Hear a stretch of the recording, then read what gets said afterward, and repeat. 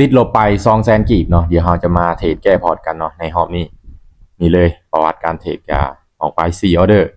เสมอ1พลาด3เลยเนาะบ่วินจักไม่เนาะอัตราชนะ0เลยเดี๋ยวเราจะมาใส่งบ2ล้านกีบเนาะเพื่อมาแก้ติดลบ200,000เนาะ111เลยเห็นปะเราต้องใส่ต้นทุนหลายเนาะเพื่อมาแก้ต้นทุนน้อยเนาะ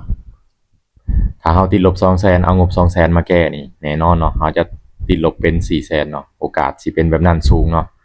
แต่ถ้าเราเอางบ2ล้านมาแก้200,000โอกาสที่เราจะแก้พอร์ตได้มีเนาะมาเบิ่งกันว่าเราสิสามารถแก้พอร์ตได้บ่นะตามเทคนิคเก่าเทคนิคเดิม800,000,000,000เราเนาะบาลานซ์ออฟพาวเวอร์อยู่ในกราฟของดอทคอยเนาะตอนนี้ดอทคอยกลับมาหน่อยนะติดลบ12แล้วเฮาสิ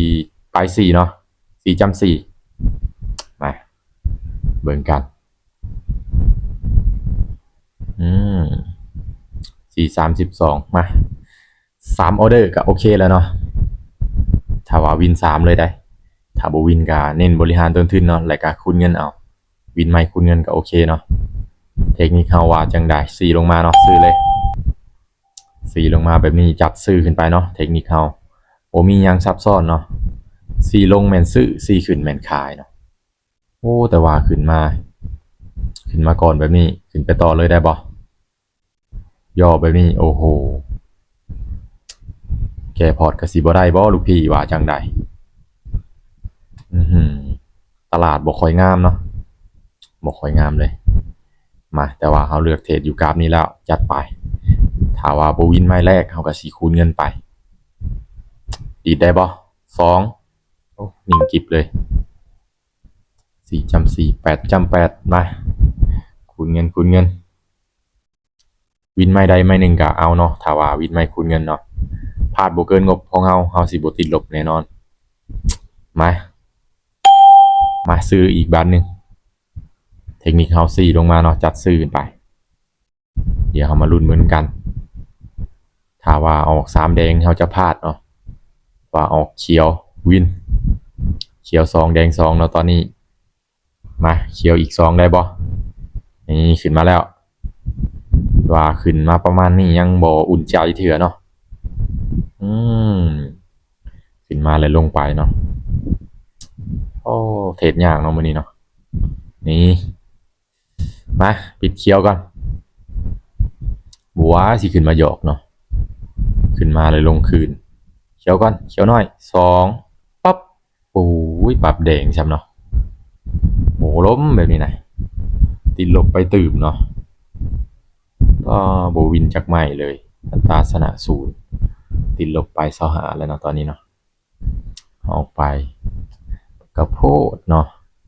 โบวินจากใหม่โอเคขายบาทนี้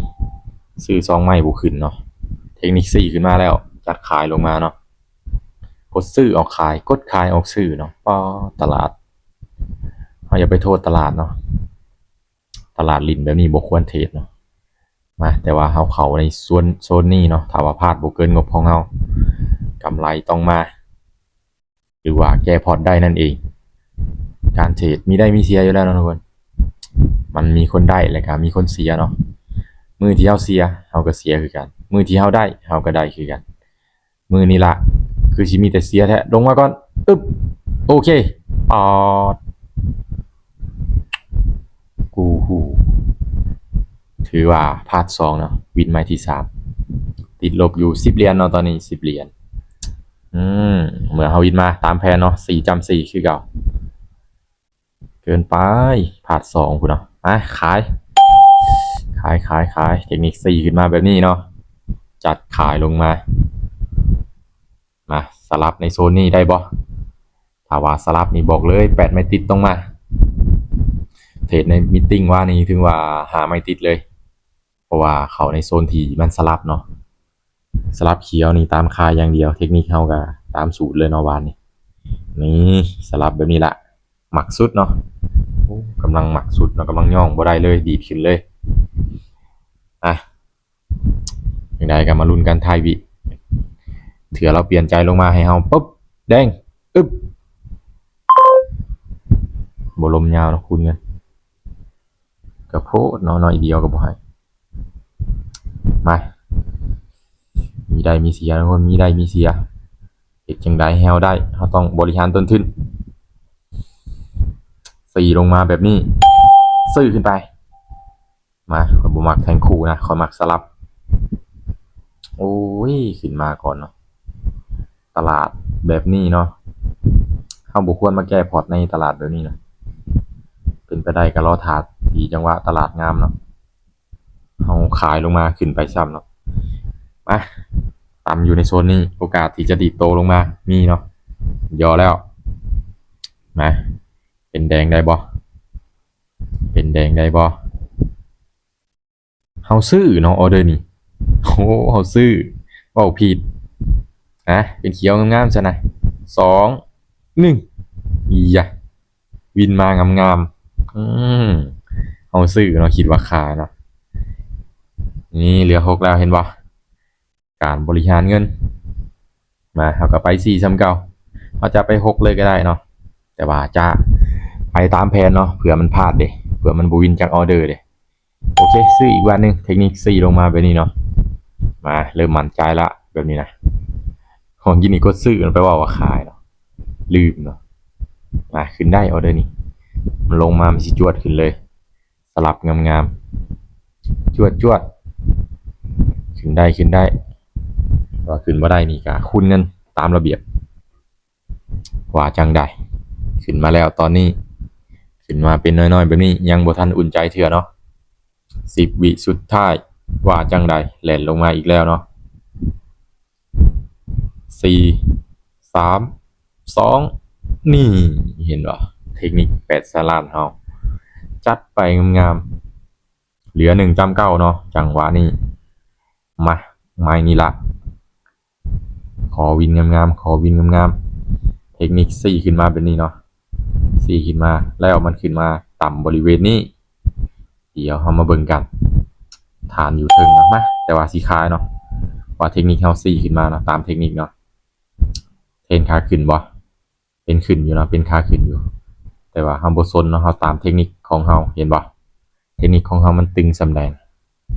บาลานซ์ออกพาวเวอร์อย่าพาวดีขึ้นไปได้กำลังย่องนี่นะมาเข้ามาใกล้ๆเนาะไม้ที่แก้พอร์ตได้ก็ไม้นี้ละจัดไปนะการันตีเอาเด้อนี่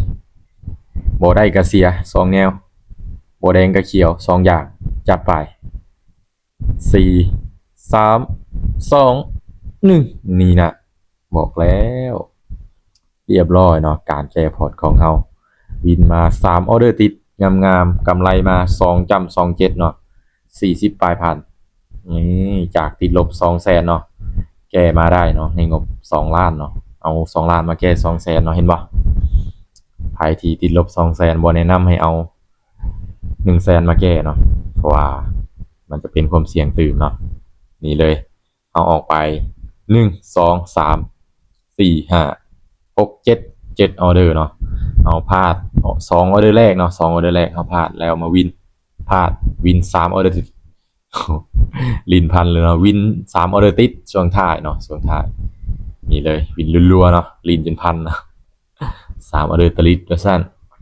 นะแน่นอนเนาะทุกการลงทุนมีความเสี่ยงและมีได้มีเสียเนาะโอ้สลับแบบนี้เนาะเข้าอีกก็ได้เนาะแต่ว่าเฮาต้องหยุดเนาะเฮามาแก้พอร์ตเฮาบ่ได้มาเทรดสร้างกำไรเนาะรอบนี้เฮาแก้พอร์ตได้เฮาหยุดก่อนเนาะสร้างกำไรก็อีกรอบนึงเนาะเฮาต้องแบ่งเวลาเนาะเฮาบ่สามารถเทรดเบิดมื้อแล้วมีกำไรได้เชื่อเขาเลยเนาะเทรดเบิดมื้อนี่จังได๋ก็เจ็บเนาะการเทรดรอบนี้ก็เป็นกรณีศึกษาเนาะสำหรับคนที่เทรดติดลบเนาะแล้วก็เทคนิคก็ Balance of Power เนาะทุกคนใครที่